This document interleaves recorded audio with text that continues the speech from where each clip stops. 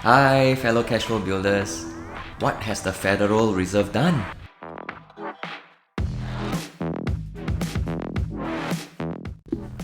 On 7th April, the Federal Reserve discontinued the weekly update on data for the M1 and M2 money supply.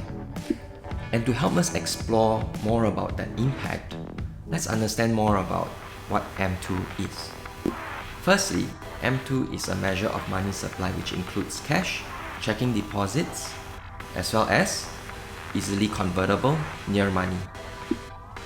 M2 is also a broader measure of M1 which only includes cash and checking deposits. Thirdly, and very importantly, M2 is closely watched as an indicator for money supply as well as future inflation. Therefore, it is a target for monetary policy. The chart that you see now is the M2 money supply of the Federal Reserve printing $18.45 trillion. Now look at the spike on that chart. What do you think investors were thinking when they saw that 19% increase in the money printing between August 2020 and February 2021? Let's recall that in February 2021 is when we saw huge bond investments being shorted because they were not attractive anymore with rising inflation expectations, as well as stock investments being sold in bulk because investors were losing confidence.